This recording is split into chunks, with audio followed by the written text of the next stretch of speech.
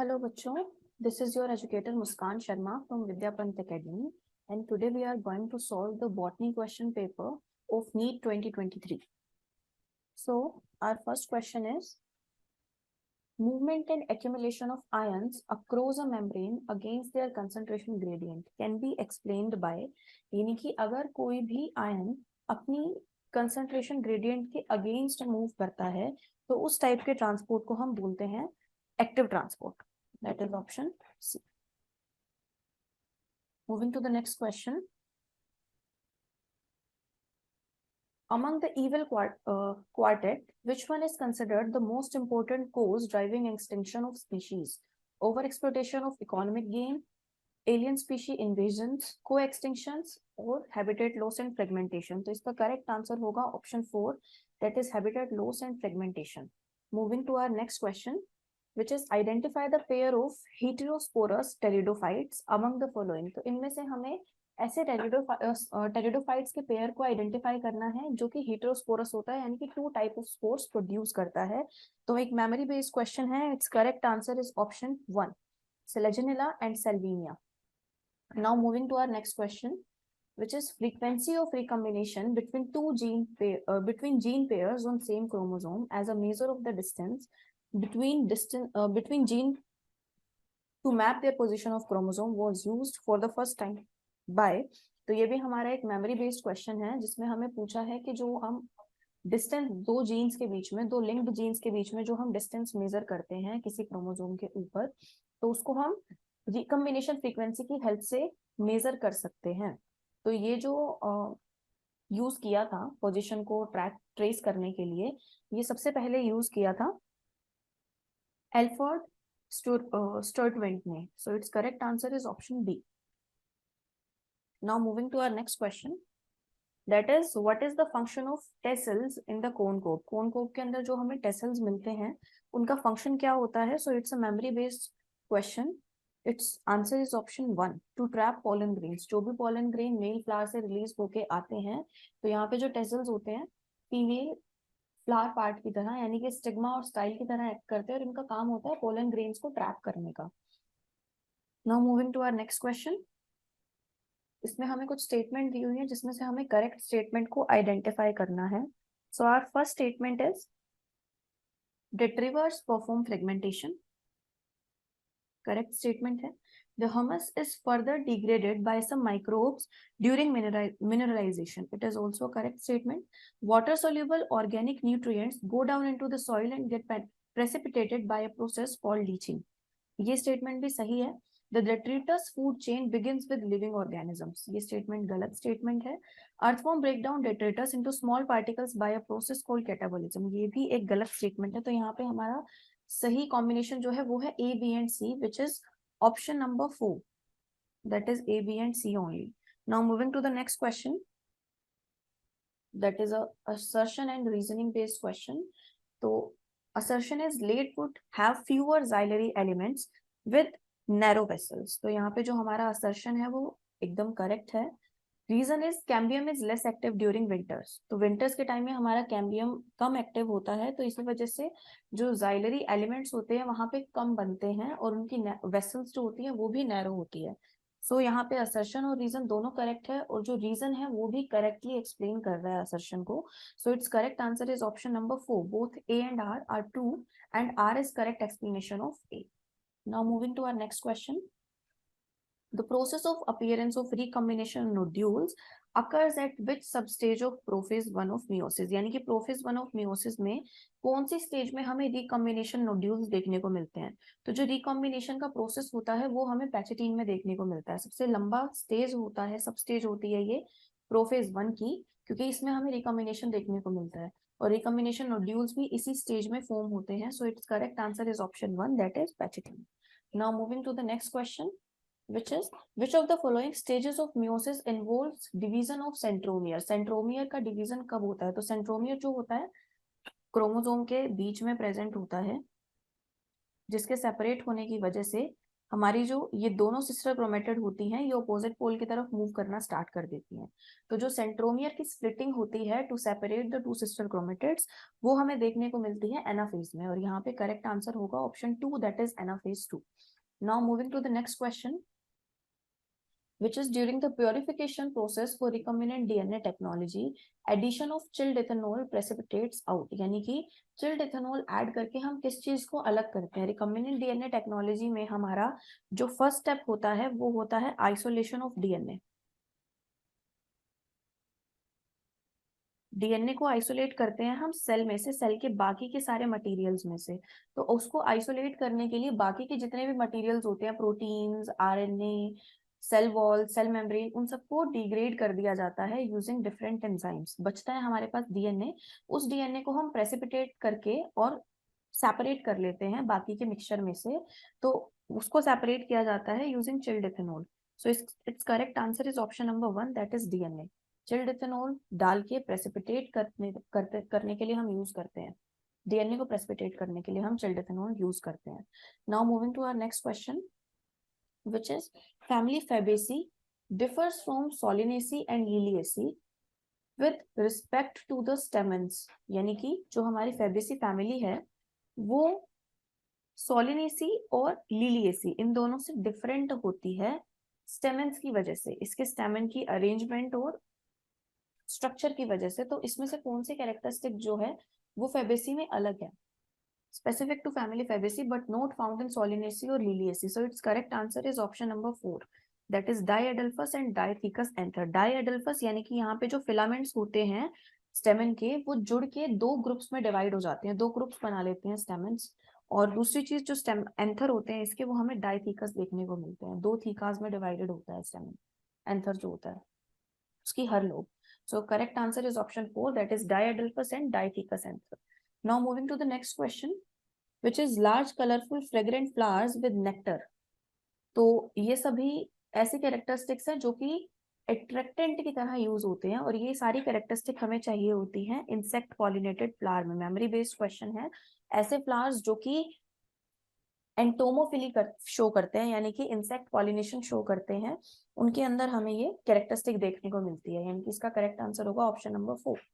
Now moving to the next question, spraying of which of the following phytohormone or juvenile conifers help in hastening the maturity period that leads to early seed production? तो ये एक memory based question है, इसका correct answer होगा gibberellic acid, option number 1. Now moving to the next question,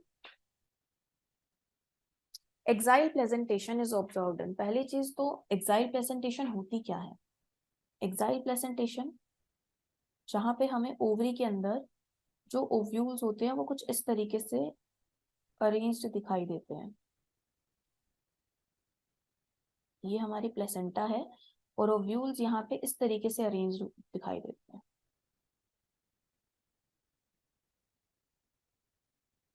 तो इस type की जो प्लेसेंटेशन होती है इसको हम एक्साइल प्लेसेंटेशन बोलते हैं, और ये हमें देखने को मिलती है in case of China rose, petunia and lemon.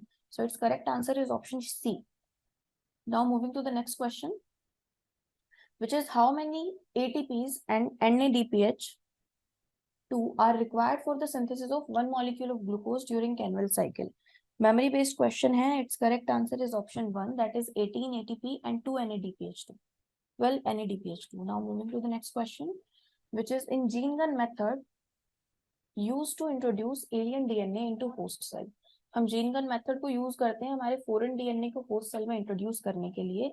तो जीन गन मेथड में क्या किया जाता है, मेटल को कोट किया जाता है विद डिजायर्ड जीन, और फिर उसको जो हमने मेटल को कोट किया है हमारी डिजायर्ड जीन से, उसकी हाई वेलोसिटी बॉम्बार्डमेंट कराई जाती है हमारी होस्ट सेल के ऊपर। तो वहां पे जो मेटल यूज होता है वो होता है या तो टंगस्टन या फिर हमारा gold. So the correct answer is option 2, that is tungsten और gold. Moving to the next question, the thickness of ozone in a column of air in the atmosphere is measured in terms of Dobson units. Memory based question है ये। Moving to the next question, unequivocal proof that DNA is a genetic material. DNA एक genetic material है, इसका जो unequivocal proof था वो सबसे पहले किसने प्रपोज किया था? तो वो दिया था Alfred Hershey and Martha Chase ने. So this correct answer is option number 1. Moving to the next question. In the equation GPP minus R is equals to MPP. इसमें इन्होंने बोला है that the gross GPP is gross primary productivity, NPP is net primary productivity. So यहाँ पे are जो है वो हमारा होता है रेस्पिरेटरी लॉस, यानी कि टोटल जो हमारी प्राइमरी प्रोडक्टिविटी होती है, ग्रोस प्राइमरी प्रोडक्टिविटी, अगर उसमें से हम रेस्पिरेटरी लॉस को माइनस कर दे तो जो बाकी की बची हुई प्रोडक्टिविटी होती है उसको हम नेट प्राइमरी प्रोडक्टिविटी बोलते हैं. So now moving to the next question. What is the role of RNA polymerase 3 in the process of transcription in eukaryotes? तो हम यूकैरियोट्स के अंदर 3 तरीके के RNA polymerase देखने को मिलते हैं, RNA polymerase 1, 2 and 3. तो इन्होंने हमसे RNA polymerase 3 का रोल पूछा है.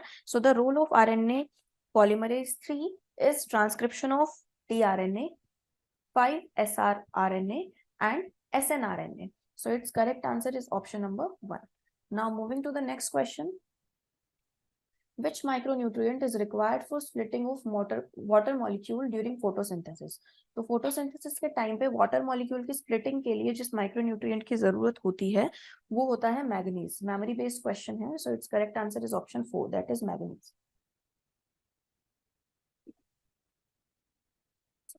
Now moving to the next question. That is, in angiosperms, the haploid, diploid and triploid structures of a fertilized embryo sac is sequentially are. तो एक एंजियोस्पर्म के fertilised embryo sac के अंदर हमें haploid, diploid और triploid structure बताना है. तो अगर हम बात करें वहां पे हेप्लॉइड स्ट्रक्चर की,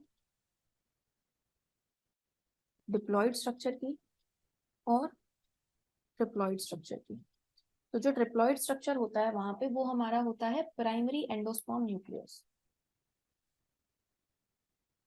क्योंकि एंडोस्पर्म जो होता है ट्रिप्लॉइड नेचर का होता है. क्यों होता है? क्योंकि एंडोस्पर्म की फॉर्मेशन होती है by the fusion of one male gamete जो कि होता है हेप्लॉइड और साथ में फ्यूज करता है सेंट्रल सेल के. ये सेंट्रल सेल हमारी डिप्लॉइड होती है क्योंकि इसके अंदर 2 न्यूक्लियस प्रेजेंट होते हैं, तो ये हमारा ट्रिप्लॉइड बनता है. दूसरी चीज डिप्लॉइड हमारा देखने को मिलता है जाइगोट. क्यों? क्योंकि जाइगोट बनता है by the fusion of one male gamete which is haploid plus egg cell जो कि हमारी हेप्लॉइड होती है, जिसकी वजह से हमारा जो जाइगोट है वो डिप्लॉइड बनता है. और हेप्लॉइड स्ट्रक्चर यहाँ पे हमारे होते हैं synergids. So the correct combination is option number 2, that is synergids, zygote and primary endosperm nucleus, haploid, diploid and triploid structure. Now moving to the next question. The phenomenon of pleiotropism refers to. Pleiotropism क्या होता है? तो प्लियोट्रोपिज्म जो है एक phenomenon है जिसमें देखा जाता है कि यहाँ पे एक जीन एक से ज्यादा फिनोटिपिक एक्सप्रेशंस को कंट्रोल कर रही है, अफेक्ट कर रही है. अगर ऐसा फिनोमिनन कहीं पे देखा जाता है तो उसको हम प्लियोट्रोपी या फिर प्लियोट्रोपिज्म बोलते हैं. So it's correct answer is option number 2, that is a single gene affecting multiple phenotypic expressions. Now moving to our next question which is given below are statements. One is labeled as assertion and the other one labeled as reason. तो यहाँ पे भी हमारा assertion and reasoning based question है. Assertion is ATP is used at 2 steps of glycolysis. एकदम correct statement है. 2 steps जो होते हैं वहां पे हमारा ATP यूज होता है glycolysis में, जहां पे हम phosphate को add करते हैं. तो first ATP is used in converting glucose into glucose 6 phosphate. एकदम correct statement है. यहाँ पे हम ग्लूकोज को ग्लूकोज 6 फोस्फेट में कन्वर्ट करने के लिए पहला एटीपी यूज करते हैं और दूसरा एटीपी हम यूज करते हैं in conversion of fructose 6 phosphate to fructose 1,6 diphosphate. ये भी एकदम करेक्ट स्टेटमेंट है. सो यहाँ पे दोनों स्टेटमेंट्स हमारी करेक्ट है, असर्शन भी करेक्ट है और रीजन भी करेक्ट है. सो और रीजन जो है वो असर्शन को करेक्टली एक्सप्लेन भी कर रहा है. So its correct answer will be option number 4, that is both A and R are true, but R is the correct explanation of A.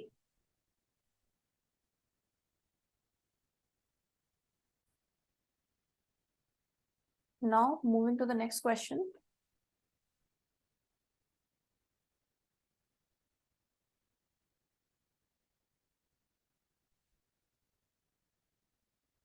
Which is cellulose does not form blue color with iodine. कि जो cellulose होता है वो iodine के साथ blue color नहीं देता है, क्योंकि its correct answer is option number 2, that is it does not contain complex helicase and hence can not hold iodine molecules, क्योंकि आयोडीन मॉलिक्यूल्स को होल्ड नहीं कर सकता है, इस वजह से जो सेल्यूलोज होता है ये आयोडीन के साथ ब्लू कलर नहीं देता है स्टार्च की तरह।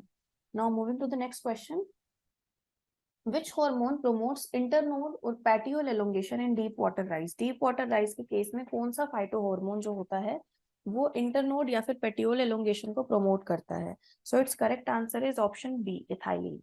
Now moving to the next question, that is EST, that is expressed sequence tag refers to, तो जो expressed sequence tags होते हैं ये वो tags होते हैं जो कि express हो जाते हैं, DNA के वो sequences होते हैं जो कि express हो जाते हैं। express होने का मतलब है RNA की formation कर लेते हैं।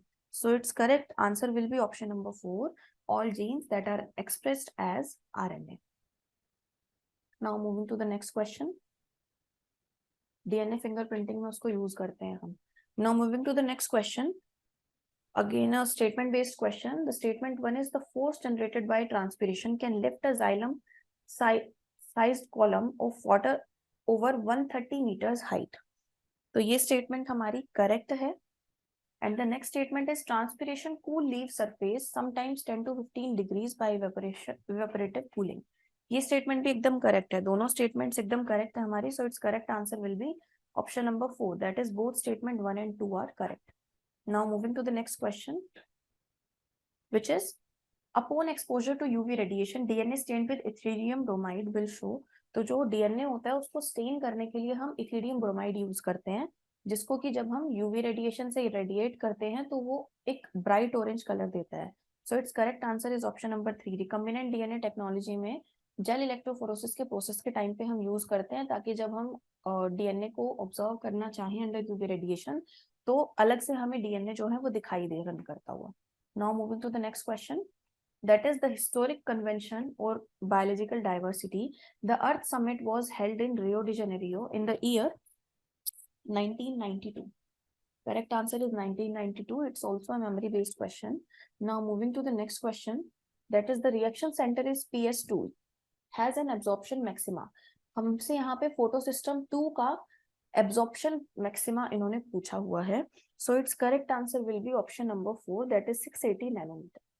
Moving to the next question, given below are two statements, again assertion reason based question. Assertion is the first stage of gametophyte in the life cycle of moss is protonema stage, जो कि एक correct statement है। Next is protonema develops directly from spores produced in capsule, ये भी हमारी correct statement है। यहाँ पे assertion और reason दोनों correct है। दूसरी चीज reason जो है assertion को completely describe कर रहा है, explain कर रहा है। So its correct answer will be option number 4, that is both A and R are correct and reason is correct explanation of assertion. Now moving to the next question. In tissue culture experiments, leaf mesophyll cells are put in a culture medium to form callus. Callus जो है हमारा undifferentiated cells का group होता है tissue culture में जो कि बनाया जाता है। तो यहाँ पे अगर हम मेसोफिल सेल्स को यूज कर रहे हैं, मेसोफिल सेल्स हमारी स्पेशलाइज्ड सेल्स हैं। डिफरेंशिएटेड सेल्स अगर अनडिफरेंशिएटेड सेल्स में कन्वर्ट होंगी तो उस फिनोमिनन को हम बोलते हैं dedifferentiation. So the correct answer will be option number 1, that is dedifferentiation. Moving to the next question, in which statement 1 is and dark and exarch are the term often used for describing the position of secondary xylem in the plant body. गलत statement है। Statement 2 is exarch condition is the most common feature of the root system. ये एकदम correct statement है। तो यहाँ पे हमारी first statement incorrect है, सेकंड स्टेटमेंट करेक्ट है। So the correct answer will be option number 3, that is statement 1 is incorrect but statement 2 is true. Moving to the next question, यहाँ पे हमें स्टेटमेंट्स दी हुई है, करेक्ट कॉम्बिनेशन को choose करना है। सो यहाँ पे the first statement is lenticles are the lens shaped openings permitting the exchange of gases. Correct statement है। bark formed early in the season is called hard bark. It's a wrong statement. Bark is a technical term that refers to all tissue exterior to vascular cambium. नहीं, गलत statement है। bark refers to periderm and secondary xylem. It's a correct statement. Phelogen is single layered in thickness. ये भी एक गलत statement है। तो यहाँ पे जो हमारा करेक्ट कॉम्बिनेशन है वो है option number A and D. That is the correct answer is option 1, that is A and D only. Moving to the next question, यहाँ पे हमें match the following type question है, लिस्ट ए एंड बी दी हुई है, इसमें हमें options को मैच करना है। So first is cohesion. Cohesion जो है वो होता है mutual attraction among water molecules. Water molecule के बीच में जो म्यूचुअल अट्रैक्शन की फोर्सेस होती है उसको हम कोहेशन बोलते हैं। सो ए का जो करेक्ट आंसर होगा वो होगा option number 2, adhesion. Adhesion is attraction toward polar surface. Correct combination is option number 4. And surface tension. Surface tension is more attraction in liquid phase. That is option number 1. And guttation. Guttation यहाँ पे होता है water loss in liquid form. Liquid phase में जो water का loss होता है उसको हम guttation बोलते हैं. So the correct sequence is 2, 4, 1, 3. 2, 4, 1, 3 is in option number 4. So the correct answer is option number 4. Now moving to the next question. यहाँ पे हमें अलग अलग फेजेस दी हुई हैं सेल साइकिल के, जिनको हमें मैच करना है उनसे कि उस स्टेज में कौन से प्रोसेसेस हो रहे होते हैं। So first is M phase. M phase जो है उसमें हमें डिवीजन देखने को मिलती है, that is equational division, meiosis की यहाँ पे बात की है। सो इसका आंसर होगा ऑप्शन नंबर 4। G2 फेज, जिसको हम ग्रोथ 2 या फिर गैप 2 फेज बोलते हैं, ये हमारा होता है, इस फेज के अंदर प्रोटीन्स बनते हैं, वो प्रोटीन्स जो कि हमारे डिवीजन के टाइम पे रिक्वायर्ड होते हैं। क्विसेंट स्टेज एक ऐसी स्टेज होती है जिसमें सेल हमारी सेल साइकिल से एग्जिट कर जाती है बट इज मेटाबॉलिकली एक्टिव। सो इसका होगा ऑप्शन नंबर 2। एंड जीवन फेज जो है हमारा, ये माइटोसिस और डीएनए रेप्लिकेशन, यानी कि एम फेज और एस फेज के बीच का डिस्टेंस होता है, टाइम पीरियड होता है। सो इसका होगा option number 3। So correct sequence हमारा है 4, 1, 2, 3। तो the answer will be option number 2, that is 4, 1, 2, 3। Moving to the next question, Which of the following statements are correct about Klinefelter syndrome? Klinefelter syndrome के बारे में इनमें से कौन सी statements correct हैं, ये हमें identify करना है और correct combination choose करना है। So option A is this disorder was first described by Langdon Down. Wrong statement है। Such an individual has overall masculine development, however the feminine development is also expressed. Correct statement है, यहाँ पे हमें overall body जो होती है masculine होती है, लेकिन फेमिनाइन डेवलपमेंट यानी कि ब्रेस्ट की डेवलपमेंट देखने को मिलती है, जिसको हम गायनेकोमेस्टिया बोलते हैं, क्योंकि क्लिनफेल्टर सिंड्रोम में जो कंडीशन होती है वो होती है XXY। सो ये करेक्ट स्टेटमेंट है। Statement C is the affected individual is short statured. Wrong statement है, physical psychomotor and mental development is retarded. ऐसा कुछ नहीं होता है। And the last statement is such individuals are sterile. Correct statement है, क्योंकि दोनों के कैरेक्टर देखने को मिलते हैं, स्टेराइल ऑर्गेनिजम्स प्रोड्यूस होते हैं। सो इसका कॉम्बिनेशन होना चाहिए B and E, that is option number 2, B and E only. Now moving to the next question, यहाँ पे अगेन हमें स्टेटमेंट दी हुई है, Gause competitive exclusion theory states that two closely related species competing for the same resource cannot coexist indefinitely, and competitively inferior one will be eliminated eventually. तो यहाँ पे जो हमारी फर्स्ट स्टेटमेंट है ये करेक्ट है कि दो जो क्लोजली रिलेटेड स्पीशीज हैं, सेम रिसोर्स के लिए compete करती हैं, वो एक साथ में कोएग्जिस्ट नहीं कर सकती हैं, और जो इंफीरियर स्पीशी होगी कॉम्पिटिटिवली वो कुछ टाइम के बाद एलिमिनेट हो जाएगी, क्योंकि जो हमारी ज्यादा सुपीरियर स्पीशी है वो सर्वाइव करेगी और उसको एलिमिनेट कर देगी इंफीरियर वाली को। Statement 2 is in general carnivores are more adversely affected by competition than herbivores. ये स्टेटमेंट एक रॉन्ग स्टेटमेंट है। कंपटीशन की वजह से सारी ही स्पीशीज, चाहे वो कार्निवर्स हो चाहे वो हर्बिवर्स हो, हर कोई इफेक्ट होता है। So the correct answer is option 1 is statement 1 is correct but 2 is false. So correct answer is option number 2, that is statement 1 is correct but statement 2 is false. Moving to the next question, how many different proteins does the ribosome consist of? हमारा ribosome जो होता है कितने अलग अलग तरीके के protein से बना होता है? इसका करेक्ट आंसर है option number 4, that is 80 proteins. Memory based question है। Now moving to the next question, which of the following combination is required for chemiosmosis? Chemiosmosis के लिए इसमें से कौन कौन से कॉम्बिनेशंस की जरूरत पड़ती है? Membrane based memory based question है, इसका करेक्ट आंसर होगा membrane, proton pump, proton gradient and ATP synthase. Option number 4 is the correct answer. Moving to the next question. Which one of the following statement is not correct? Statement 1 is algal bloom caused by excess of organic matter in water improves water quality and promote fisheries. यहाँ पे हमारी first statement is incorrect है, क्योंकि algal Bloom जो होते हैं ये बनता है न्यूट्रिएंट्स ज्यादा होने की वजह से, वाटर बॉडी में न्यूट्रिएंट्स बढ़ जाते हैं। दूसरी चीज यहाँ पे क्या होता है, जो हमारी फिशरीज होती है वो डिक्रीज हो जाती है इसकी वजह से, एल्गल ब्लूम की वजह से। So option number 1 is the correct answer. Moving to the next question, again match the following type question. इसमें हमें इंट्रैक्शन दी हुई है और इसमें पूछा है स्पीशीज ए और बी पे उसका कैसा इफेक्ट पड़ता है। तो फर्स्ट इज म्यूचुअलिज्म। तो जो म्यूचुअलिज्म होता है उसमें हमारी दोनों स्पीशीज बेनिफिट में रहती है, यानी कि इसका होगा ऑप्शन नंबर 4। कोमेंसलिज्म एक ऐसा इंटरेक्शन होता है जहां पे one species benefited and the other species जो होती है वो न्यूट्रल रहती है, ना तो उसको बेनिफिट होता है ना ही लॉस होता है। तो इसका हमारा आंसर होगा option number 1।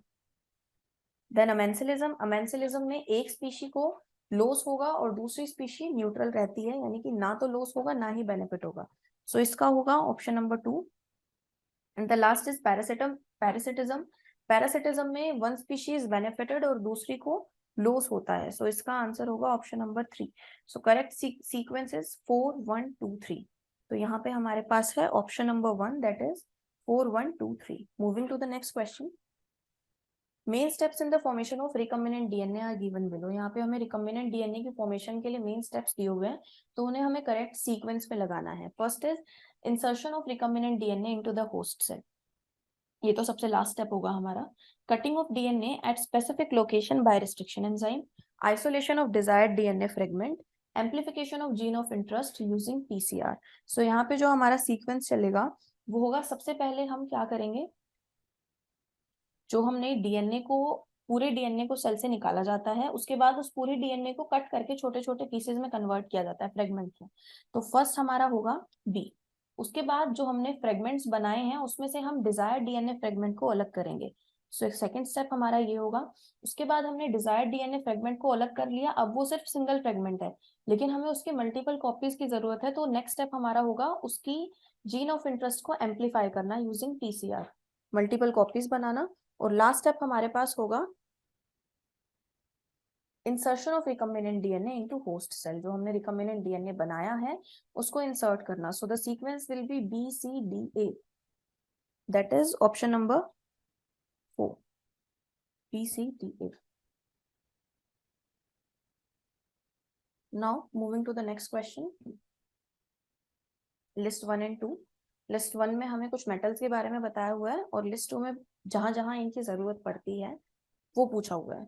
So option A is iron. Iron जो है उसकी जरूरत होती है, it acts as a activator of catalase. So its answer will be option number 3, zinc. Zinc is required in the synthesis of oxygen. Boron. Boron is required for cell elongation and differentiation. And molybdenum. Molybdenum जो है इसकी जरूरत हमें पड़ती है, it acts as a component of nitrate reductase enzyme. Correct sequence is 3 1 4 2. So इसका answer होगा option number 2, that is 3 1 4 2. Moving to the next question, list 1 and list 2 again यहाँ पे हमें एंजाइम्स दिए हुए हैं और हमें साइकिल्स के बारे में बताया हुआ है और एंजाइम्स दिए हुए हैं। First is oxidative decarboxylation.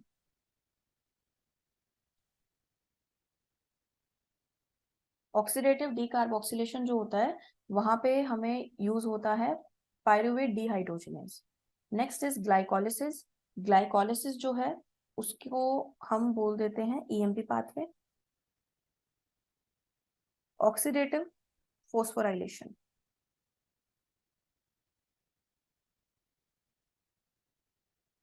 Oxidative phosphorylation के लिए यहाँ पे आएगा हमारा electron transport system. And last is tricarboxylic acid cycle. इसका आंसर आएगा citrate synthase. option number 1. So the correct sequence is 2 4 3 1. That is 2 4 3 1, option number 3. Moving to the next question. Given below are two statements. Assertion and reason based question है again. यहाँ पे हमें assertion दिया है, in gymnosperms the pollen grain are released from the microsporangium and carried by air currents. Correct statement है ये. Reason दिया है, air currents carry the pollen grains to the mouth of the archegonia where the male gamete are discharged and pollen tube is not formed. ये हमारी गलत statement है. तो यहाँ पे हमारा assertion correct है, but reason जो है वो गलत है. So its answer will be option number 2, that is A is true but R is false. Moving to the next question, again assertion based reason type question. Assertion is a flower is defined as modified shoot wherein the shoot apical meristem changes to floral meristem. Correct statement है. Internode of the shoot get condensed to produce different floral appendages laterally at successive nodes instead of leaves. ये भी हमारी correct statement है. दोनों statement correct है और reason जो है करेक्टली एक्सप्लेन भी कर रहा है सेशन को. So it's correct answer will be option number 4, that is both A and R are true and R is the correct explanation of A. Moving to our last question, that is malonate inhibits the growth of pathogenic bacteria by inhibiting the activity of succinic dehydrogenase. यहाँ पे हमारा competitive inhibition वाला case use हुआ है जहाँ पे जो मेलानेट होता है वो सक्सिनेट के साथ कंपीट करता है, उसके एंजाइम के साथ बाइंड करके, सक्सिनिक डिहाइड्रोजनेज के साथ बाइंड करके, और पैथोजेनिक बैक्टीरिया के ग्रोथ को वो रोकता है. So that's it for today. Thank you.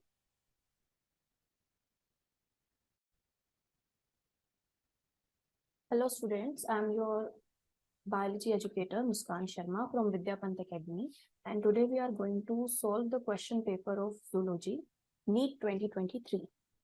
So हमारा first question है, given below are two statements. The statement 1 is a protein is imagined as a line. The left end represents first amino acid, that is C terminal, and the right end represents the last amino acid, that is N terminal. तो अगर हम human beings के case में बात करते हैं, हम लोगों में अमीनो एसिड का टाइप होता है L amino acid. L amino acids हम उनको बोलते हैं जिनके अंदर जो हमारा अमीनो ग्रुप होता है वो प्रेजेंट होता है लेफ्ट की तरफ. यानी कि लेफ्ट की तरफ होगा N टर्मिनल, बाद में यहाँ पे अटैच्ड होंगे हमारे बाकी के अमीनो एसिड्स, और राइट की तरफ होगा हमारा C टर्मिनल. लेकिन जैसे इसमें बोला इन्होंने कि फर्स्ट अमीनो एसिड का C टर्मिनल होगा लेफ्ट की तरफ और राइट की तरफ N टर्मिनल होगा, तो ये स्टेटमेंट हमारी गलत है, क्योंकि इस तरीके का स्ट्रक्चर देखने को मिलता है हमें पेप्टाइड चेन का इन case of human beings. Then statement 2, adult human hemoglobin consists of 4 subunits, 2 subunits of alpha type and 2 subunits of beta type. ये एकदम करेक्ट स्टेटमेंट है. सो इसका आंसर होगा option 3. The statement 1 is false, but statement 2 is true. Now moving to our next question. Radial symmetry is not found in adults of phylum. Radial symmetry होती है अगर ये कोई ऑर्गेनिज्म है, इसके मीडियम में से अगर कोई भी प्लेन पास हो रहा है, लेट्स सपोज अगर इसके सेंट्रल एक्सिस से कोई भी प्लेन पास होगा तो वो इसको 2 इक्वल पार्ट्स में डिवाइड कर देगा. इस टाइप की सिमेट्री को हम रेडियल सिमेट्री बोलते हैं.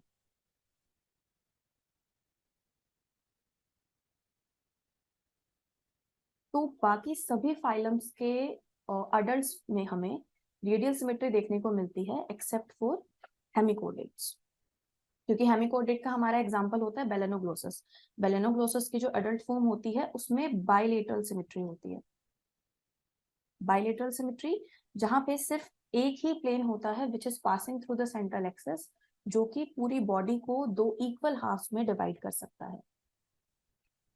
जैसे कि अगर मैं बात करूं अल्फाबेट ए की, तो इसको सिर्फ एक प्लेन जो इसके सेंट्रल एक्सिस से पास कर रहा है इसको 2 इक्वल हाफ्स में डिवाइड कर सकता है. इसी तरह से हेमिकोडेट्स का जो अडल्ट्स होते हैं उसके अंदर हमें बाइलेटरल सिमेट्री देखने को मिलती है. Now moving to our next question. Which of the following statements are correct regarding female reproductive system? Female reproductive system को रिगार्डिंग कौन कौन सी स्टेटमेंट यहाँ पे करेक्ट है? So the first option is in non-primate mammals, cyclic changes during reproduction are called estrous cycle. First statement एकदम correct है. Non-primates के अंदर reproduction की जो cycle चलती है उसको हम estrous cycle बोलते हैं, but in primates हम उसे menstrual cycle बोलते हैं. Statement B is first menstrual cycle begins at puberty and it causes menopause. Menopause नहीं होता है, उसे हम बोलते हैं menarche. So it's a wrong statement. Lack of menstruation may be indicative of pregnancy. ये statement एकदम सही है. Cyclic menstruation extends between menarche and menopause. ये statement भी सही है. So the correct answer will be option 3. A, C and D only. Moving to our next question. Given below are statements. One is labeled as assertion and the other is labeled as reason. So हमें assertion दिया है nephrons are of two types, cortical and juxtamedullary, based on their relative position in cortex and medulla. ये statement एकदम सही है. cortical और juxtamedullary दो तरह के nephrons होती हैं हमारी किडनी के अंदर, जिनको कि हम उनकी पोजीशन के बेसिस पे नेमिंग करते हैं. रीजन में हमें इन्होंने बोला है juxtamedullary nephrons have short loop of Henle, whereas cortical nephrons have longer loop of Henle. ये स्टेटमेंट गलत है. रीजन गलत है क्योंकि ऑपोजिट होता है. juxtamedullary nephrons जो होती हैं उनका लूप ऑफ हेनले लॉन्ग होता है और जो हमारी cortical nephrons होती हैं उनका लूप ऑफ हेनले शॉर्ट होता है. So the assertion is correct but reason is false. So its correct answer will be option 2, that A is true but R is false. Moving to the next question. Match the following type question है. इसमें हमें list 1 में eyes के part दिए हुए हैं और list 2 में हमें उनके बारे में बताया हुआ है. So first is fovea. Fovea हमारे रेटिना के अंदर एक रीजन होता है जो कि उस रीजन पे हमें हाईएस्ट रेजोल्यूशन मिलता है, ग्रेटेस्ट विजुअल एक्यूटी का रीजन होता है. सो ऑप्शन ए का आंसर होगा option 3, that point of greatest visual acuity और resolution. D is iris. Iris का आंसर होगा option 1, that is visible coloured portion of eyes that regulates diameter of pupil. तो here is 1. Blind spot हमारी वो reason होता है जहां से सारी जो हमारी नर्व्स होती हैं वो पास होती है. रेटिना से जितनी भी नर्व्स निकलती हैं सिग्नल लेके, वो जहां से पास होती है उस रीजन को हम ब्लाइंड स्पॉट बोलते हैं. ब्लाइंड स्पॉट इसलिए बोलते हैं क्योंकि उस रीजन में हमारी फोटोरिसेप्टर सेल्स नहीं होती है, that is cones and rods absent होती हैं. तो ब्लाइंड स्पॉट पे कोई भी इमेज नहीं बनती है. तो इसका आंसर होगा option 4. And then sclera. Sclera is external layer of eye formed of dense connective tissue. Option B. तो हमारा करेक्ट सीक्वेंस होगा 3 1 4 2, that is option 4. Now moving to the next question. Which of the following are not considered as a part of endomembrane system? जब हम एक cell की organelles की बात करते हैं तो वहां पे हम एक एंडोमेम्ब्रेन सिस्टम के बारे में पढ़ते हैं जिसमें हमारे पार्ट्स आते हैं.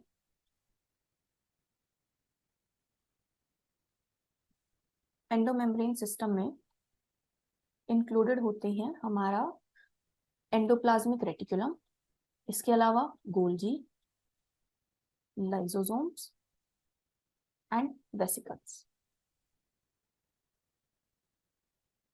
vacuoles.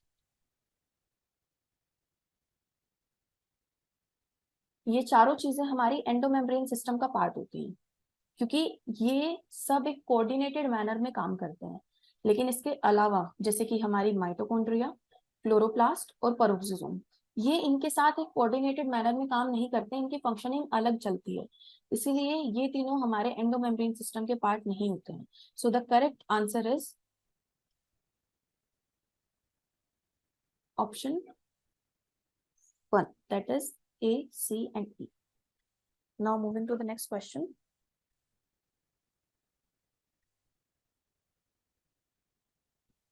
Broad palm with single palm crease is visible in a person suffering from. तो ये हमारा एक सिम्टम है जो कि दिखाई देता है in case of Down syndrome. So the correct answer is option 4. Moving to the next question, memory based question है ये. क्वेश्चन नंबर 158, ये भी हमारा match the following type question है. सो ऑप्शन ए में लिस्ट 1 में हमें वेव्स के बारे में बताया हुआ है, ईसीजी से रिलेटेड क्वेश्चन है ये. और लिस्ट 2 में हमें इनका मीनिंग बताया हुआ है। सो जो हमारी पी वेव होती है, पी वेव रिप्रेजेंट करती है एट्रियल डीपोलराइजेशन, क्यू वेव हमें शो करती है beginning of systole, QRS complex represent करता है depolarization of ventricles and T wave represents repolarization of ventricles. अगर हम ECG की बात करें तो कुछ इस तरह से हमें वेव देखने को मिलती है ECG के केस में।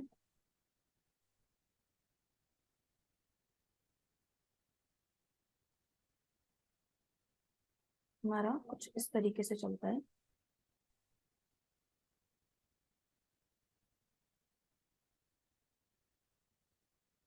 यहाँ पे हमारा P होता है, QRSNT। तो जो हमारी P वेव होती है ये रिप्रेजेंट करती है depolarization of atria, that is option 3। Q wave represents beginning of systole, that is option 1, and QRS complex ये वाला ये represent करता है depolarization of ventricles, that is option 4, and T wave represents beginning of uh, repolarization of ventricles, that is option 2. So the correct series is 3, 1, 4, 2, and the correct answer is option 4. Now moving to the next question. Which one of the following common sexually transmitted disease is completely curable when detected early and treated properly? तो ये हमारा memory based question है और इसका answer है option 1, that is gonorrhea। बाकी HIV infection, hepatitis B and genital herpes ये disease curable नहीं होती है। Moving to the next question. Question number 160, again match the column type question. So इसमें हमें list 1 में cells दी हुई हैं और लिस्ट 2 में इनकी सिक्रीशन के बारे में बताया हुआ है। So first is peptic cell. Peptic cell जिनको हम चीफ सेल या फिर जाइमोजन भी बोलते हैं, जो कि हमारा गैस्ट्रिक ग्लैंड का पार्ट होता है और इन सेल्स का काम होता है पेप्सिनोजन सिक्रीट करना। सो इसका आंसर होगा option 3, that is it secrete proenzyme pepsinogen. उसके बाद गॉबलेट सेल। गॉबलेट सेल का काम होता है म्यूकस सिक्रीट करना, that is option 1। Oxyntic cell जिनको हम पेराइटल सेल्स भी बोलते हैं, इनका काम होता है HCl सिक्रीट करना। साथ ही साथ एक इंट्रिंसिक फैक्टर होता है जिसको हम बोलते हैं कासल इंट्रिंसिक फैक्टर, जिसका फंक्शन होता है हमारे फूड में से विटामिन B12 का एब्जॉर्प्शन कराना। सो ऑक्जेंटिक सेल का सिक्रीशन होगी option 4, that is HCl intrinsic factor. And the last is hepatic sales. Hepatic sales हमारे लिवर की सेल्स होती है, तो जो लिवर की सिक्रीशन होती है वो होता है bile juice, that is option 2. So the correct series is 3142 and the correct answer is option 2, 314. Now moving to our next question.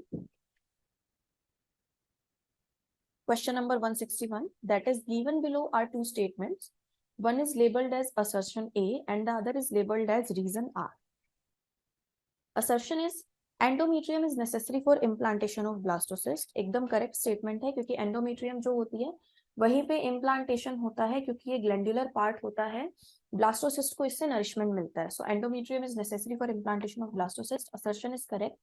Reason दिया है in the absence of fertilization the corpus luteum degenerates that causes disintegration of endometrium. Reason भी correct है, लेकिन हम इस reason को assertion की explanation नहीं बोल सकते हैं, क्योंकि एंडोमेट्रियम का जरूरी होना इम्प्लांटेशन के लिए उसका रीजन ये नहीं हो सकता है। So the answer is both assertion and reason are true, but reason is not the correct explanation of assertion. So the correct answer is option 1. Now moving to the next question. Which of the following is not a cloning vector?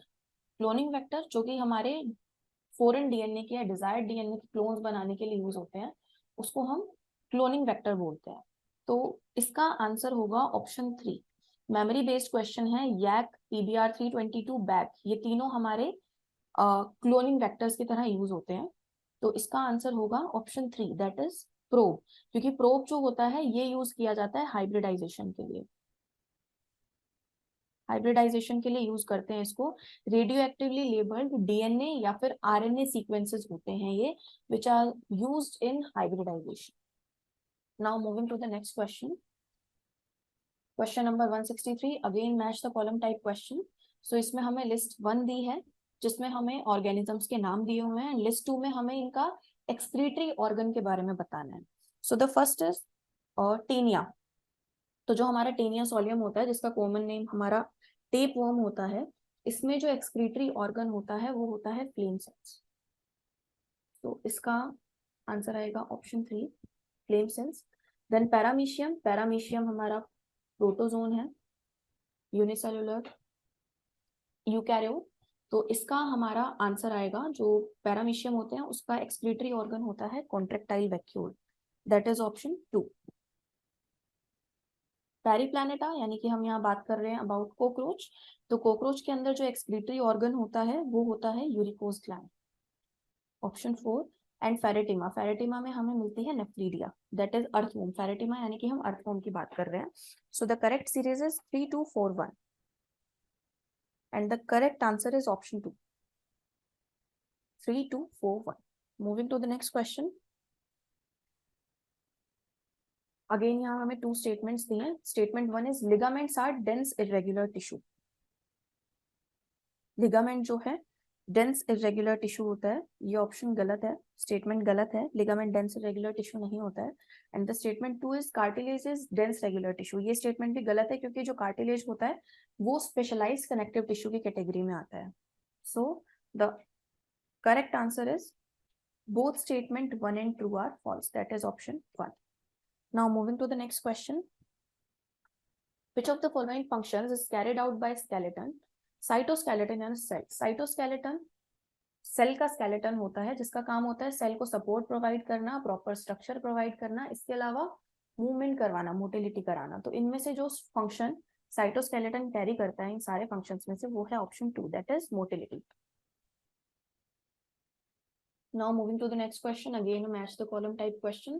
So the first is, यहाँ पे हमें list A में lack ओपेरॉन्स की gene के बारे में बताया हुआ है, और ऑप्शन बी में बताया है जो एंजाइम जिसके लिए ये कोड करते हैं। सो जीन ए जो होती है ये कोड करती है फॉर ट्रांस एसिटाइलेज। सो इसका आंसर होगा ऑप्शन 2। जीन वाई हमारी कोड करती है परमीज एंजाइम के लिए, एंड जीन आई जो है ये, इसको हम रेगुलेटरी जीन बोलते हैं। इसका काम होता है रिप्रेसर प्रोटीन बनाना, जो कि ऑपरेटर पे जाके बाइंड करता है, लैक ओपेरोन को रोकने का काम करता है। एंड जीन जेड जो होती है बीटा गैलेक्टोसाइडेज एंजाइम के लिए कोड करती है, that is option 1। So the correct series is 2 3 4 1। So इसका आंसर होगा option 1। Now moving to the next question. Which of the following statement is correct? First statement is biomagnification refers to the increase in concentration of the toxicant at successive trophic level. ये statement सही है। वैसे तो answer हमें यहीं से मिल जाता है। आगे हमें स्टेटमेंट्स दी हुई है, presence of large amount of nutrients in water restricts algal Bloom. Restrict नहीं करता है एल्गल ब्लूम को, ये इंक्रीज करता है। अगर वाटर बॉडीज के अंदर large amount of nutrients present होते हैं तो that results in formation of algal bloom. Next is algal bloom decreases fish mortality, ये भी स्टेटमेंट गलत है। एल्गल ब्लूम फिश मोर्टेलिटी को इंक्रीज करते हैं। And last is eutrophication refers to increase in domestic sewage, नहीं, eutrophication is increase in algal bloom. Algal bloom की formation का जो प्रोसेस होता है, मतलब कि वाटर बॉडीज के अंदर न्यूट्रिशन ज्यादा होने की वजह से, न्यूट्रिएंट्स ज्यादा होने की वजह से जो एल्गल ब्लूम की फॉर्मेशन होती है, उस प्रोसेस को हम यूट्रोफिकेशन बोलते हैं। So the correct answer is option 1, that is biomagnification refers to increase in concentration of the toxicant at successive trophic levels. यानी कि जैसे जैसे हम सक्सेसिव आगे के ट्रॉफिक लेवल्स पे मूव करते हैं, तो जो टॉक्सिक सब्सटेंसेस होते हैं वो एक्यूमुलेट होते चलते हैं, जिस प्रोसेस को हम बायोमैग्निफिकेशन बोलते हैं। Now moving to the next question. Memory based question है ये भी, पेडिग्री एनालिसिस से दिया हुआ है। Which one of the following symbol represents mating between relatives in pedigree analysis? इसका करेक्ट आंसर होगा ऑप्शन 1। तो जो ऑप्शन 1 है ये यहाँ पे रिप्रेजेंट कर रहा है हमारा mating between relatives. Now moving to the next question. Once the undigested and unabsorbed substances enter the cecum, their backflow is prevented by, memory based question है, that is ileocecal wall। क्योंकि जो हमारा ilium होती है इस तरीके से ये ओपन होती है ब्लाइंड सैक के अंदर, जिसको हम बोलते हैं सीकम। यहाँ पे इस तरीके से हमारा blind sac like caecum present होता है, जिसके नीचे होता है वर्मीफॉर्म अपेंडिक्स। तो यहाँ पे इन दोनों के बीच में जो इनका जंक्शन होता है, यानी कि इलियम और सीकम का जो जंक्शन है यहाँ पे हमारा प्रेजेंट होता है इलियोसीकल वॉल्व, जिसका काम होता है बैकफ्लो को प्रिवेंट करना। जो चीज एक बार हमारी इलियम से सीकम के अंदर आ जाती है वो दोबारा से वापस नहीं जा सकती है, इसको प्रिवेंट करने का काम इलियोसीकल वॉल्व का होता है। So the correct answer is option 1।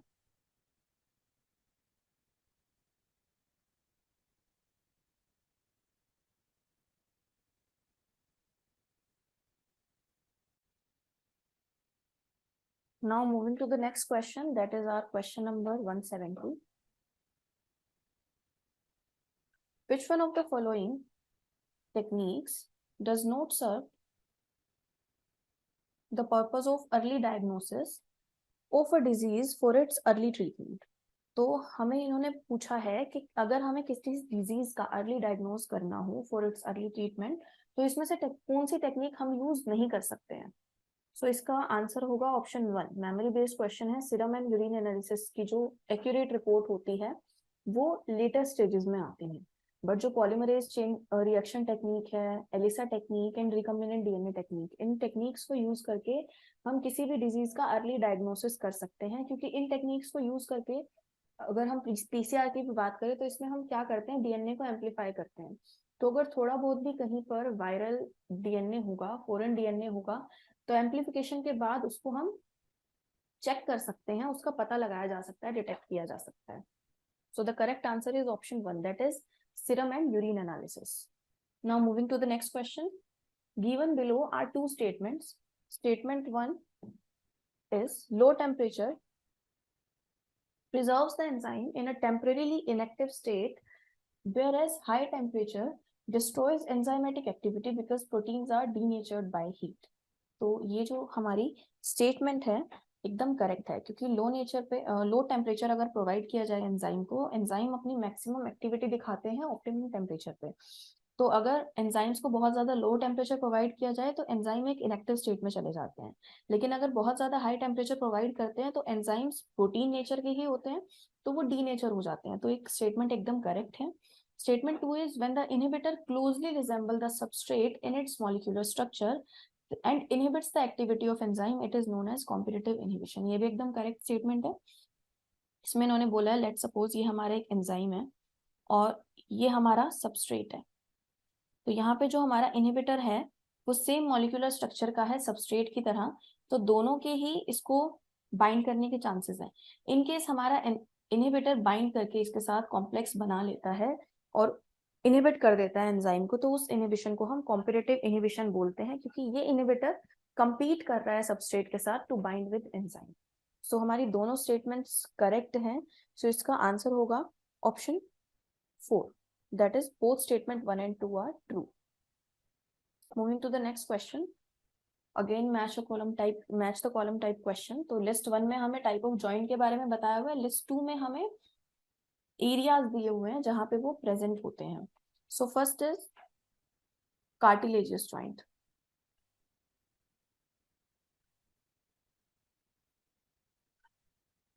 cartilaginous joint जो होते हैं हमारे, ये देखने को cartilaginous joint देखने को मिलते हैं हमारी वर्टिब्री कॉलम में। वर्टिब्री कॉलम में देखने को मिलते हैं जो एडजेसेंट वर्टिब्रीज होती हैं।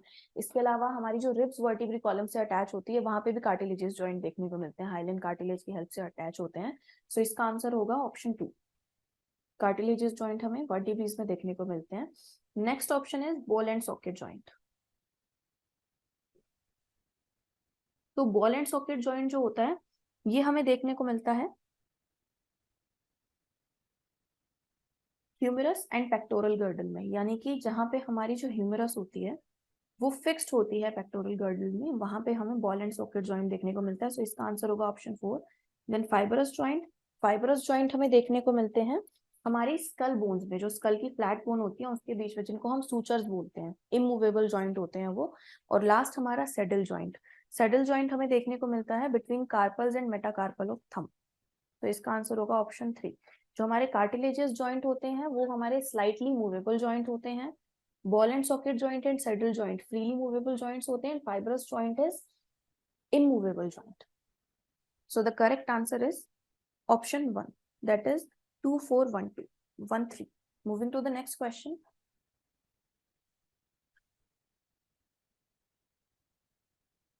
Given below are two statements. Statement 1 is vas deferens receives a duct from seminal vesicles and open into urethra as the ejaculatory duct. इन्होंने हमें बोला है कि जो vas deferens होती है उसके अंदर सेमिनल वेसिकल जो हमारा एसेस्ट्री ग्लैंड होता है उसकी डक्ट मिलती है और वो मिलके यूरेथ्रा में ओपन होते हैं एज एजैक्युलेटरी डक्ट. एकदम करेक्ट स्टेटमेंट है. अगर हम डायग्राम की बात करें तो इस तरीके से हमारी वॉस डिफरेंस प्रेजेंट होती है जिसके साथ हमारा अटैच्ड होता है सेमिनल वेसिकल इस तरह से.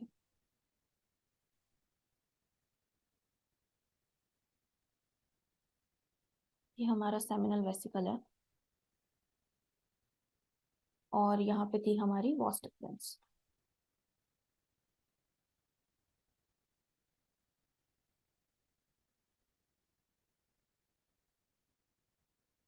ये दोनों ज्वाइन होके बनाते हैं एजैक्युलेटरी डक्ट कुछ इस तरह से. मतलब जहां पे वॉस डिफरेंस में हमारी सेमिनल वेसिकल फ्यूज होता है ये दोनों मिलके बनाते हैं एजैक्युलेटरी डक्ट.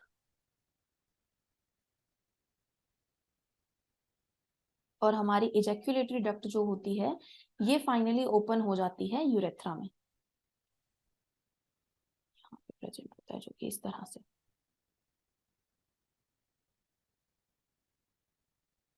ये स्टेटमेंट एकदम करेक्ट है. ठीक है. Second statement is the cavity of the cervix is called cervical canal which along with vagina forms birth canal. तो जो हमारी सर्विक्स की कैविटी होती है उसको हम सर्विकल कैनाल बोलते हैं. करेक्ट स्टेटमेंट है. और जो कि वजाइना के साथ मिलके बर्थ कैनाल की फॉर्मेशन करती है. एकदम करेक्ट स्टेटमेंट है. जो हमारी सर्विकल कैनाल होती है और वजाइना इन दोनों को कलेक्टिवली हम बर्थ कैनाल बोलते हैं. तो यहाँ पे हमारी दोनों स्टेटमेंट करेक्ट है. So the correct answer will be option 4. Both statement 1 and 2 are true. Now moving to the next question.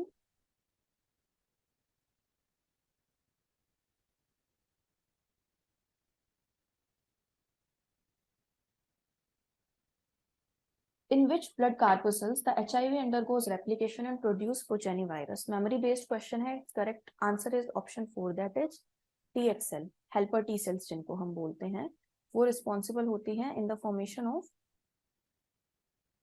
in the replication of DNA, viral DNA. Now moving to the next question. Next question is list 1 में हमें अलग अलग drugs के बारे में बताया हुआ है एंड लिस्ट 2 में हमें उनका इफेक्ट बताया हुआ है. तो जो फर्स्ट है फर्स्ट इज हेरोइन.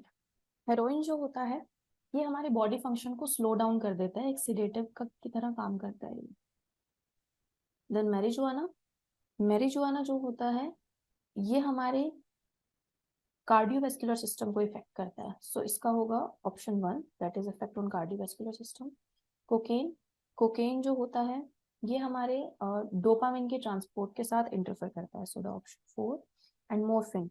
मोर्फिन जो है एनाल्जेसिक्स की प्रिपरेशन में भी यूज होता है. तो ये एक पेन किलर की तरह भी काम करता है. तो इसकी सीक्वेंस होगा 2143 and the correct answer is option number 4. Now moving to the next question.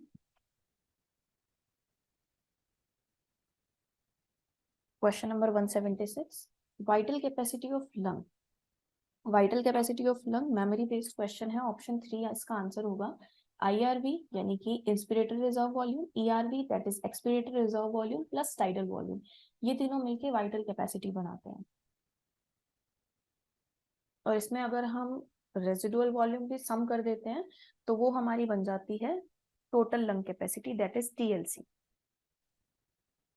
Now moving to the next question. Select the correct group set of Australian marsupials exhibiting adaptive radiation. Memory based question है. इसका correct answer होगा option 1 numbat, spotted cuscus, flying phalangeal. Moving to the next question. Match the list 1 and list 2. list 1 में हमें कुछ gastrointestinal tract के कुछ hormones के बारे में बताया हुआ है और लिस्ट 2 में हमें ऑर्गन्स के बारे में बताया हुआ है जहां से वो सिक्रीट होते हैं, जहां पे वो एक्ट करते हैं. तो जो हमारा CCK होता है दैट इज कोल्सिस्टोकाइनिन. कोल्सिस्टोकाइनिन पेनक्रियास पे एक्ट करता है. GIP that is gastric inhibitory peptide ये एक्ट करता है हमारे गैस्ट्रिक ग्लैंड पे. गैस्ट्रिक ग्लैंड की सिक्रीशन को इनहिबिट करता है। ANF that is atrial natriuretic factor, ये सिक्रीट करते हैं हमारे हार्ट के एट्रियम। इनका काम होता है वेसोडाइलेशन कराना, दैट इज ब्लड प्रेशर को लो करवाना, ब्लड वेसल्स को डायलेट करा के। And the last is ADH that is anti diuretic hormone. Anti diuretic hormone secrete होता है हमारी किडनी से, किडनी पे एक्ट करता है। So the correct sequence is 4 3 2 1. So the correct answer is option number 1. Moving to the next question, that is given below are two statements. One is labeled as assertion and the other labeled as reason. Again, assertion reasoning based question. Assertion is aminosynthesis for sex determination is one of the strategies of reproductive and child healthcare program. ये statement गलत है। Amniocentesis को sex determination के लिए use करना band है India में। And the reason is, तो ये असर्शन हमारा रॉन्ग है। रीजन इन्होंने दिया है ban on amniocentesis checks increasing menace of female foeticide, ये ऑप्शन सही है, क्योंकि एमनियोसेंटेसिस को बैन किया था ताकि फीमेल फीटिसाइड को कम किया जा सके। रीजन सही है बट असर्शन गलत है। So the correct answer is option 3 that A is false but R is true. Moving to the next question. Statement 1 is RNA mutates at a faster rate. एकदम सही है, इसीलिए हम DNA को जेनेटिक मटेरियल मानते हैं, क्योंकि RNA म्यूटेट जल्दी करता है। सेम जनरेशन में सेम जेनेटिक मटेरियल ट्रांसपोर्ट नहीं हो पाता है। Statement 2 is virus having RNA genome have shorter lifespan, mutate and evolve faster. एकदम सही है, दोनों स्टेटमेंट एकदम करेक्ट है। So the correct answer is option 4, both statement 1 and 2 are true. Moving to the next question, again list 1 and list 2 reproductive health वाले chapter से हमारा ये क्वेश्चन है। ए साइड पे इस पे लिस्ट 1 में हमें कॉन्ट्रासेप्टिव मेथड्स के बारे में बताया हुआ है, और लिस्ट बी में हमें पूछा है कि ये किस टाइप का मेथड है। सो जो वेसेक्टोमी है हमारा सर्जिकल मेथड होता है, जिसमें नेल की वॉस डिफरेंस को कट कर दिया जाता है टाई करके। सो ये हमारा सर्जिकल मेथड है, ऑप्शन 3। कोइटस इंटरप्टस, जिसको हम विड्रॉल मेथड भी बोलते हैं, which is withdrawal of पीनस just before the ejaculation, तो ये हमारा नेचुरल मेथड होता है, फेलियर रेट होती है इसकी हाई। सर्विकल कैप एक बैरियर मेथड होता है, फीमेल्स यूज करते हैं सर्विकल कैप को। इसको फिक्स किया जाता है जस्ट बिलो द सर्विक्स, ताकि स्पर्म को ओवा तक पहुंचने से रोका जा सके, सर्विक्स के अंदर वो एंटर ही ना कर पाए। एंड सहेली एक ओरल मेथड है, ओरल कंट्रासेप्टिव पिल है, जिसको हम वंस इन अ वीक पिल भी बोलते हैं, और नॉन स्टेरॉइडल टेबलेट है, क्योंकि इसका जो सॉल्ट होता है वो सेंट क्रोमेन होता है, जिसका काम होता है बॉडी के अंदर जो एस्ट्रोजन के रिसेप्टर्स होते हैं उनकी फॉर्मेशन को बंद करवा देना, उनको नॉन फंक्शनल कर देना। So the correct sequence is 3 4 2 1 and the correct answer is option 1। Moving to the next question, that is electrostatic precipitator is most widely used in thermal power plant. Statement 1 correct है। Statement 2 is electrostatic precipitator in thermal power plant removes ionizing radiation. ये statement गलत है, क्योंकि इनका काम ionising radiation को remove करना नहीं होता है, डस्ट पार्टिकल्स को रिमूव करने का होता है। So the correct answer is option 2, that is statement 1 is true but statement 2 is incorrect. Moving to the next question, statement 1 is in prokaryotes the positively charged DNA. यहीं से statement गलत है, क्योंकि डीएनए जो होता है ये हमेशा नेगेटिवली चार्ज होता है, चाहे प्रोकैरियोट्स में हो चाहे यूकैरियोट्स में, और साथ ही सिर्फ एसिडिक नेचर का होता है। ठीक है, तो statement 1 is wrong and statement 2 is in eukaryotes the negatively charge DNA is wrapped around positively charge histone octamers to form nucleosome. एकदम करेक्ट स्टेटमेंट है। So the correct answer is statement 3, that is option 3, that is statement 1 is incorrect but 2 is true. Now moving to the next question, list 1 में हमें organisms के बारे में बताया है, और लिस्ट डिजीज के बारे में बताया हुआ है यहाँ पे हमें, और लिस्ट 2 में हमें उनके कॉजेटिव एजेंट्स के बारे में पता लगाना है। सो फर्स्ट हमें दिया हुआ है रिंगवॉर्म। रिंगवॉर्म जो होता है एक फंगल डिजीज होती है रिंगवॉर्म, और ये होता है फंगस की वजह से। तो यहाँ पे फंगस जो है वो है हमारी ट्राइकोफाइटल। सो ए का आंसर होगा ऑप्शन 2,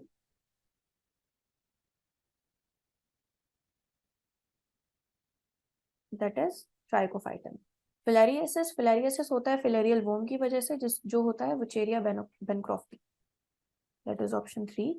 मलेरिया का पॉजिटिव एजेंट होता है प्लाज्मोडियम वाइवेक्स, तो इसका होगा ऑप्शन 4 एंड न्यूमोनिया, न्यूमोनिया के लिए होता है haemophilus influenzae, that is option 1. So the correct sequence is 3 2 4 1. So the correct answer is option 3.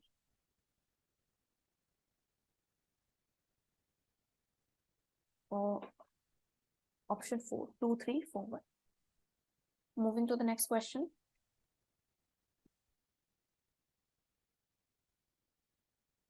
List 1 में हमें इंटरेक्टिंग स्पीशीज के बारे में बताया हुआ है और लिस्ट 2 में हमें इंटरेक्शन के बारे में बताया हुआ है. तो फर्स्ट जो हमारा है वो है a leopard and a lion in forest grassland.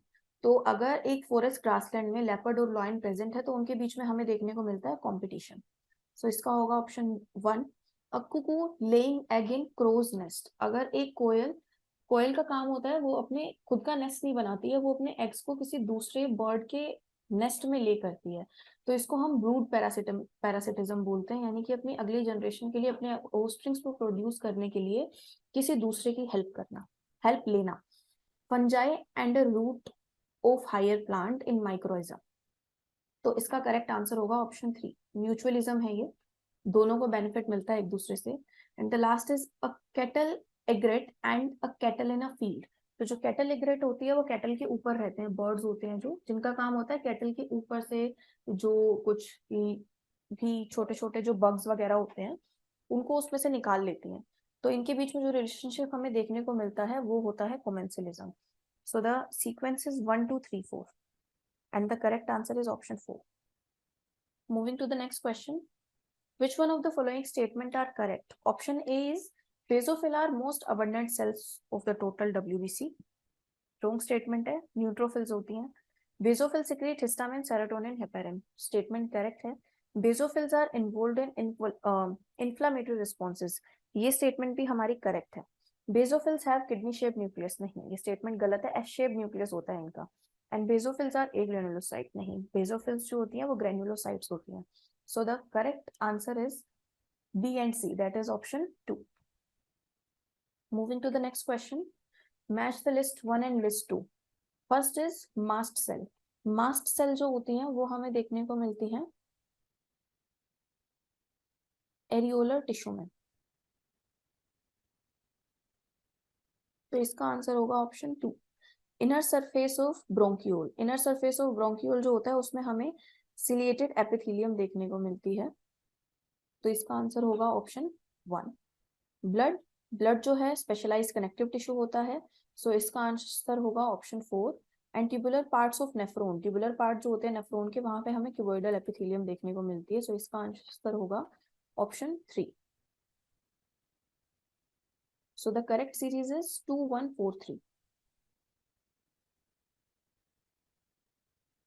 Option 2 is the correct answer. Moving to the next question, select the correct statement. First statement is tetrad formation is seen during leptotene stage. नहीं, statement गलत है. During anaphase, the centromere split and chromatid separate.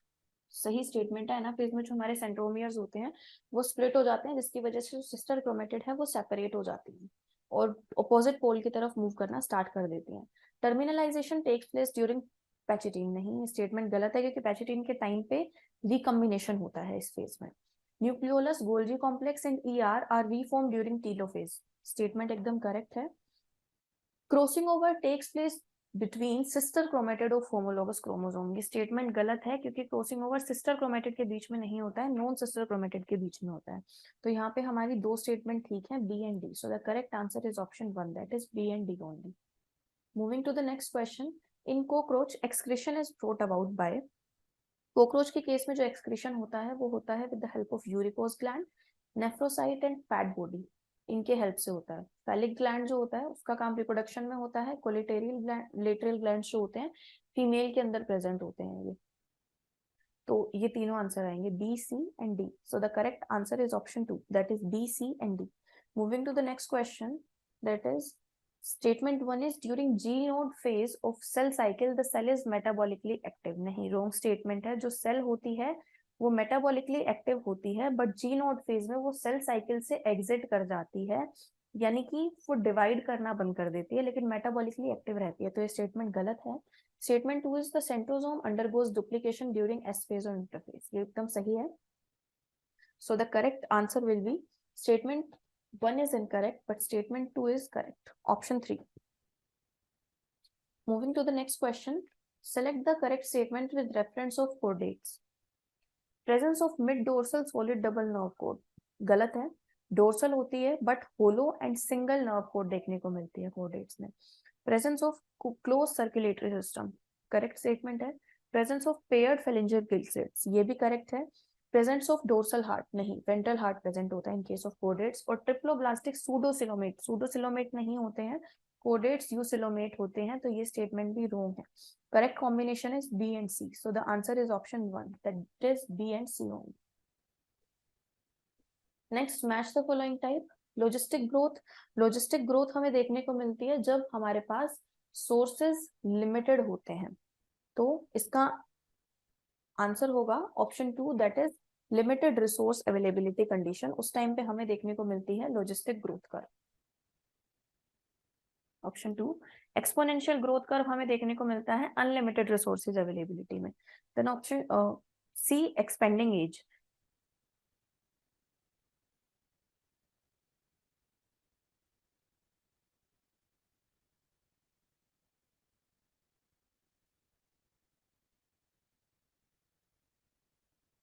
Expanding age pyramid में जो होता है, तो जो यहाँ पे पिरामिड जो हमें इसके केस में हमें क्या देखने को मिलता है, कुछ इस तरीके का पिरामिड हमें देखने को मिलता है. बेस जो होता है बड़ा होता है क्योंकि यहाँ पे जो प्री रिप्रोडक्टिव एज में ऑर्गेनिजम्स होते हैं ज्यादा होते हैं age compare to the post reproductive age. Pre reproductive यहाँ पे रिप्रोडक्टिव वाले होते हैं हमारे, और यहाँ पे हमारे होते हैं पोस्ट रिप्रोडक्टिव. तो इसमें एक्सपेंडिंग एज देखने को मिलता है. और स्टेबल एज पिरामिड के केस में कुछ इस तरीके का हमें पिरामिड देखने को मिलता है जहां पे हमारा pre reproductive and reproductive age में जो ऑर्गेनिजम्स होते हैं इक्वल होते हैं ऑलमोस्ट. सो यहाँ पे इसका होगा ऑप्शन 3 और स्टेबल एज पिरामिड में आएगा ऑप्शन 4 जहां पे प्री रिप्रोडक्टिव और रिप्रोडक्टिव एज के इंडिविजुअल जो है वो सेम है. So the correct answer will be option number 4. Moving to the next question. Which one of the following is the sequence or corresponding coding strands if the sequence of mRNA formed is as follows? तो यहाँ पे हमें coding strand का sequence पूछा है. DNA से जब mRNA की फॉर्मेशन होती है तो डीएनए की 2 स्ट्रैंड्स होती हैं. एक होती है टेम्पलेट और दूसरी स्ट्रैंड होती है हमारी कोडिंग स्ट्रैंड. टेम्पलेट स्ट्रैंड वो होती है जिसके अकॉर्डिंग हमारा एमआरएनए की फॉर्मेशन होती है, और जो कोडिंग स्ट्रैंड होती है इसका जो सीक्वेंस होता है वो सेम एमआरएनए के जैसा होता है. डिफरेंस क्या होता है, सिर्फ टी एंड यू में. यानी कि डीएनए की जो कोडिंग स्ट्रैंड होगी वहां पे टी होगा, लेकिन एमआरएनए के अंदर हमें यू मिलेगा. सो जो इसका आंसर होगा वो होगा option number 4.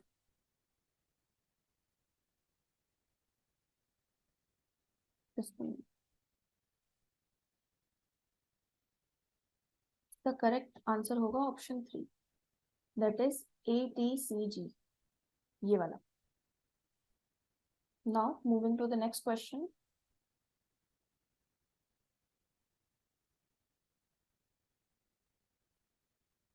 Which of the following is characteristic feature of cockroach regarding sexual dimorphism? तो sexual dimorphism के regarding जो characteristic feature हमें देखने को मिलता है cockroaches में वो होता है presence of anal style. Male cockroach में प्रेजेंट होती है, फीमेल में एब्सेंस होती है. तो इस बेसिस पे सेक्सुअल डायमॉर्फिज्म शो करते हैं. Moving to the next question. Again हमें स्टेटमेंट्स दी हुई है रिगार्डिंग स्केलेटल मसल, जिसमें से हमें करेक्ट देखना है अप्रोप्रिएट कौन सा है. Muscle bundle are held together by collagen connective tissue called fascicles. Fascicles नहीं होते, इनको हम फेशिया बोलते हैं. सो ये स्टेटमेंट हमारी रॉन्ग है. Option B is sarcoplasmic reticulum of muscle fibre is a store house of calcium ion, एकदम करेक्ट आंसर है, करेक्ट स्टेटमेंट है. Striated appearance of skeletal muscle fibre is due to distribution pattern of actin myosin protein, correct statement है. M line is considered as functional unit of contraction called sarcomere, नहीं, sarcomere जो होता है 2 Z line के बीच का distance होता है. तो इसका करेक्ट आंसर होगा option A, that is B and C only. Moving to the next question. The unique mammalian characteristics are, memory based question है, option number 1 hair, pinna and memory gland, ये हमारा mammalian unique mammalian characteristic है. Moving to the next question, which one of the following is not an advantage of inbreeding, इसमें से कौन सा inbreeding का advantage नहीं है. सो इसका करेक्ट आंसर होगा option 3, that is it decreases the productivity of inbred population after continuous inbreeding, यानी कि कॉन्टिन्यूस इनब्रीडिंग होती रहेगी तो इनब्रीडिंग डिप्रेशन आता है, जिसकी वजह से प्रोडक्टिविटी डिक्रीज हो जाती है. तो ये हमारा इनब्रीडिंग का एडवांटेज नहीं है, disadvantage. Moving to the next question, the part of human brain that help in regulation of sexual behavior. Sexual behavior, excitement, pleasure, rage, fear. In feelings के लिए जो part human brain का responsible होता है, वो होता है हमारा limbic system and hypothalamus. So the correct answer is option number 4. That is limbic system and hypothalamus. Moving to the next question, which of the following statements are correct? Option A is an excessive loss of body fluid form the body switch of osmoreceptor. Statement wrong है. अगर body के अंदर body fluid का excess में loss होता है, उसकी वजह से बॉडी की ओस्मोलैरिटी इंक्रीज हो जाती है, जिसकी वजह से हमारे ओस्मो रिसेप्टर स्विच ऑन होते हैं. Next statement is ADH facilitate water reabsorption to prevent diuresis. Correct statement है. ANF causes vasodilation. ANF atrial natriuretic factor होता है. जब भी ब्लड प्रेशर बहुत ज्यादा हाई होता है तो हार्ट के एट्रिया से सिक्रीट होता है. करेक्ट स्टेटमेंट है एकदम, और ये वैसोडाइलेशन कराता है ब्लड प्रेशर को कंट्रोल करने के लिए. Moving to the next statement, that is ADH causes increase in blood pressure. ADH की वजह से ब्लड प्रेशर इंक्रीज होता है. करेक्ट स्टेटमेंट है. And the last is ADH is responsible for decrease in GFR. ऐसा कुछ भी नहीं होता है. जीएफआर को डिक्रीज करने के लिए रिस्पॉन्सिबल नहीं होता है. एडीएच जो है वाटर का रीअब्सॉर्प्शन कराता है कलेक्टिंग डक्ट और डिस्टल कन्वोल्यूटेड ट्यूब्यूल पे एक्ट करके. सो the correct answer is B, C and D. That is option 1. B, C and D only. Which of the following are not under the control of thyroid hormone? A is maintenance and of water and electrolyte balance. ये काम नहीं होता है thyroid hormone का. Which of the following are not? ये हमारा जो function होता है थायराइड हार्मोन करता है. Next is regulation of basal metabolic rate. ये तो मेन फंक्शन होता है थायराइड हार्मोन का, हमारी बीएमआर को रेगुलेट करना. Option C is normal rhythm of sleep wake cycle. ये जो फंक्शन होता है ये हमारा थायराइड हार्मोन नहीं करता है. डेवलपमेंट ऑफ इम्यून सिस्टम, इसमें भी हमारे थायराइड हार्मोन का कोई काम नहीं होता है. And support the process of RBC formation, ये काम थायराइड हार्मोन करता है. सो इसका जो आंसर होगा वो होगा option C and D. So the correct answer is option 2, that is C and D. So that's it for zoology questions. Thank you.